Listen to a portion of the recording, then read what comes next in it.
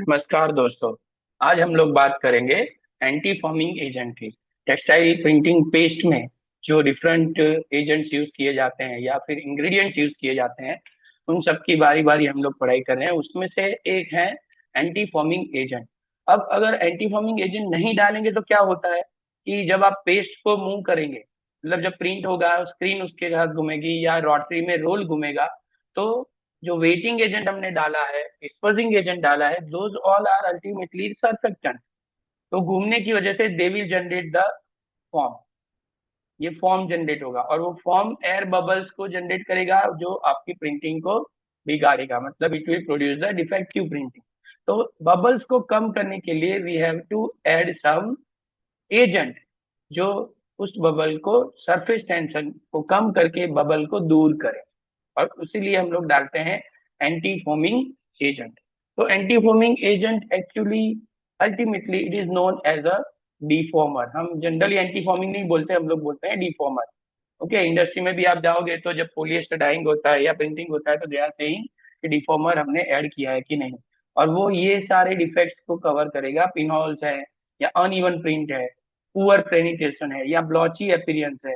Pinhole के बारे में हम लोग तब बात करेंगे जब स्क्रीन की बात करेंगे, तो डिटेल में we will see what is phenol. Okay, अब ये एंटी फॉर्मिंग एजेंट काम कैसे करता है, हाउ इट वर्क्स।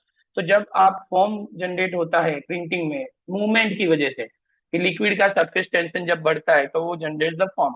और ये फॉर्म में जब डिफॉर्मर ऐड करेंगे तो वो अल्टीमेटली जो फॉर्म का बबल है, ये वाला, इस फॉर्म के बबल पे वो धीरे धीरे धीरे अपना एक लेयर बनाएगा जो सरफेस टेंशन को रिड्यूस करेगा।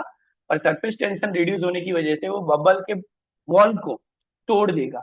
और जैसे ही वो वॉल टूटेगी, ये बबल की वॉल टूटेगी, और बबल विल अल्टीमेटली डिसअपियर, मतलब डिस्ट्रॉय, वो फैल जाएगा और आपकी प्रिंट की क्वालिटी बढ़िया रहेगी।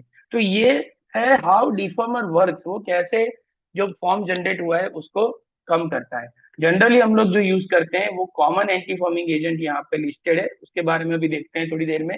अल्टीमेटली क्या बेनिफिट्स हैं।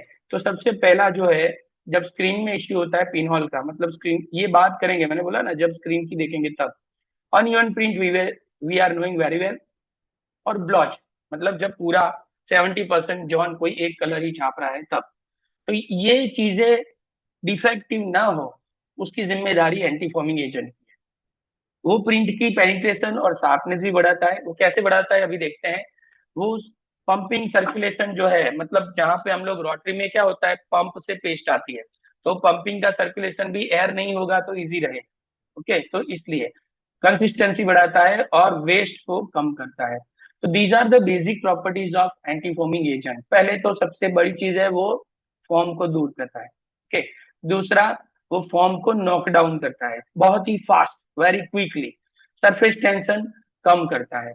डिस्पर्सिबिलिटी बढ़ाता है। जब एक्वियस पेस्ट में हम डिस्पर्सिंग डाई की डिस्पर्सिंग एजेंट के साथ बात करते हैं तो we require this quality. Shear stability भी बढ़ाता है, क्योंकि जब आप प्रिंट करते हो स्क्रीन ऐसे क्यूजी ऐसे जाएगी और वापस आएगी, जाएगी वापस आएगी, तो it will generate a shear force on printing paste. तो वो सीयर स्टेबिलिटी भी बढ़ाता है। थर्मल स्टेबिलिटी, जब मशीन पे काम करते हो तो मशीन अपनी खुद की हीट, स्क्वीजी खुद की हीट जनरेट करती है, उसको भी स्टेबलाइज करता है। पीएच को भी वो स्टेबलाइज करने में मदद करता है। बाकी सारे इंग्रेडिएंट के साथ it must be compatible. Non staining भी होना चाहिए, मतलब जहाँ पे व्हाइट है वहां पे कलर वाला स्पॉट ट्रांसफर नहीं होना चाहिए, जिसे हम लोग थंब मार्क कहते हैं। तो थंब मार्क नहीं जनरेट करना चाहिए। लो डोजेज रिक्वायरमेंट है, बहुत ही कम डोज में वो काम करता है, 0.05%, ज्यादा से ज्यादा, और उससे कम ही हम यूज करते हैं।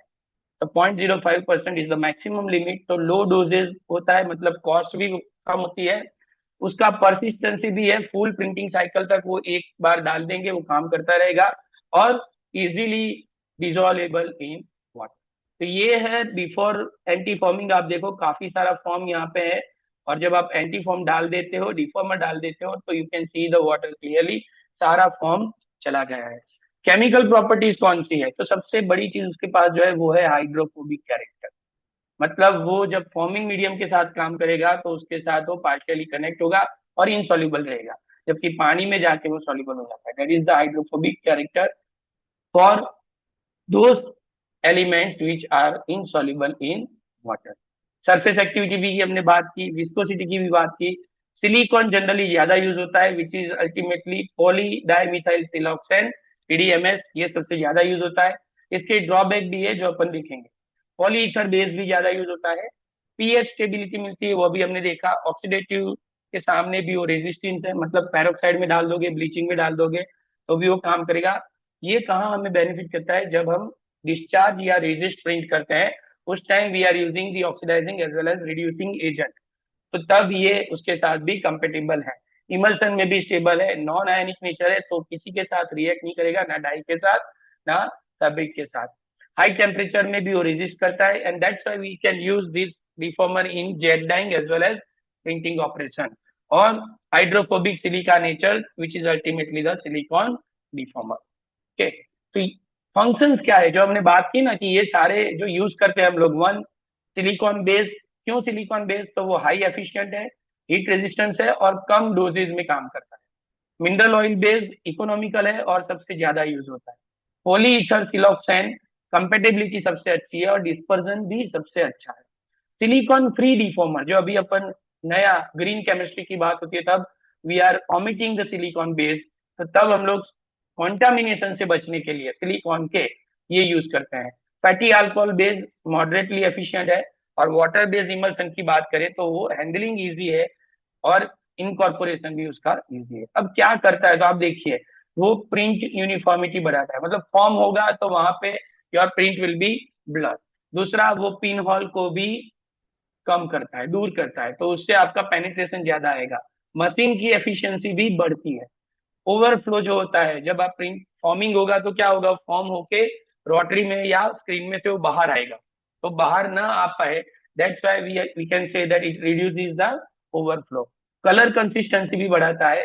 और जब वाइडर विथ हम प्रिंट करेंगे तो उसमें फैब्रिक की डिफेक्ट प्रिंटिंग की वजह से वो कम करता है। ये सारे फंक्शंस है। अब इसके बेनिफिट्स क्या है, तो बेनिफिट्स की बात करें तो एक सबसे बड़ी हमने अब आगे भी देखी, दैट इज द वो प्रिंट अच्छी देता है, कलर क्वालिटी भी बढ़िया करता है, मशीन की एफिशिएंसी भी बढ़ाता है और प्रोडक्शन डिफेक्ट भी कम करता है।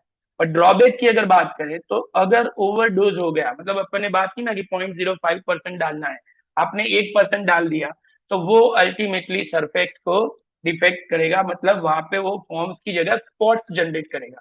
फोम तो चला जाएगा पर उसके खुद के जो स्पॉट्स है, ब्लैक स्पॉट्स, वो वहां पे आपको देखने को मिलेंगे। अगर वो इनस्टेबल है, मतलब कंपेटेबल नहीं है पेस्ट के साथ, तो आप देख सकते हो फॉर्म दूर ही नहीं होगा। और रीवेटिंग का लिमिटेशन आ जाता है, फॉर्म ज्यादा होने की वजह से, मतलब डोजेस ज्यादा हो जाने की वजह से वो वापिस से स्क्रीन को या स्क्वीजी को वेट नहीं होने देगा, तो वो भी एक इश्यू जनरेट करता है। जब हम प्रिंट करते हैं तो we require rewetting of the fabric also.